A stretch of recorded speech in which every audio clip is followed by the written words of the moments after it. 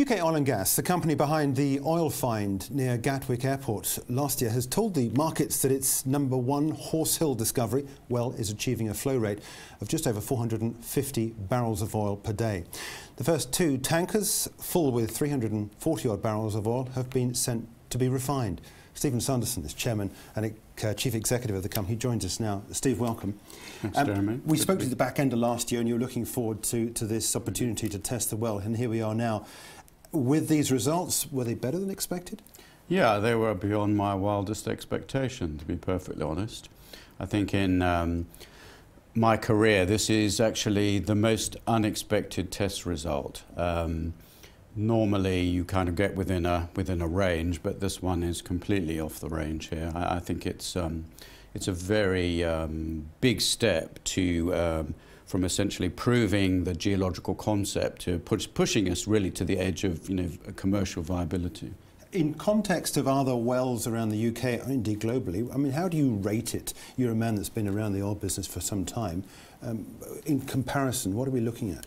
Well, I think in terms of the UK, it's very significant. I've only been around in the UK onshore sector for 18 months, but the guys doing the well test have pretty much been involved for 20 odd years, doing all the tests onshore. They say to me that it's the best one they've seen in 15, 20 years.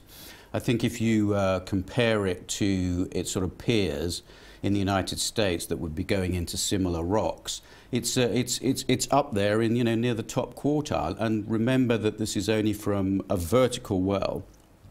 Peers in the United States will be coming from a horizontal well, so you can expect maybe a 3 times or more increment on the vertical well, barrels of oil per day. So your plan is to go out from the bottom reaches of the drill you've taken? Yes, I mean our next steps are now very clear. We're coming back to this well. We'll certainly be coming back to this Kimmeridge limestone horizon, and we plan to do a long-term test to establish exactly what sort of recoverable barrels we can get from the well. And also we will do a horizontal sidetrack. We will try and stimulate it, and hopefully instead of 400 or 500 barrels a day, we can get into the thousands, which would be very significant. And my understanding is as well that this is about a kilometre down, I think you've gone to, isn't it? It's 900 metres, and I think I should say that this is actually quite historic, and actually it's the first time in my career that I've tested a rock zone which has never ever been tested before. So this is the first, and the first has turned out to be fantastic. And you're now going to start drilling higher up, I believe, in this. Yeah, I mean, bear in mind that we have 3 zones to test in the well, and this is the first and the deepest. It's 900 metres, and then in the next few days we'll be coming up to another limestone in the Kimmeridge.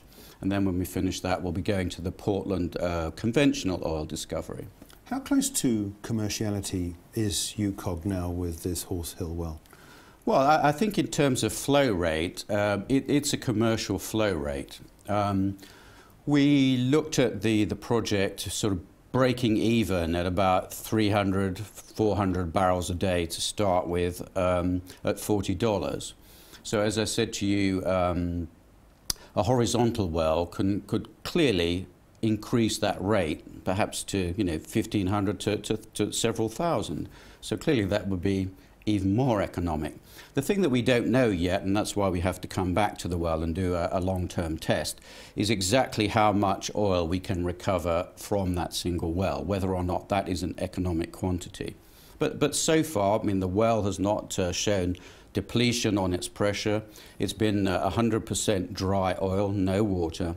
So that's very, very encouraging. Are you cashed up for that next session? Yes. We have money to do it already in the bank, but obviously on the back of this success, we have people who'd like to give us more money. So I think I'd like to say that maybe I'll paraphrase Margaret Thatcher. I think UKOG shareholders and HM government should rejoice in this well.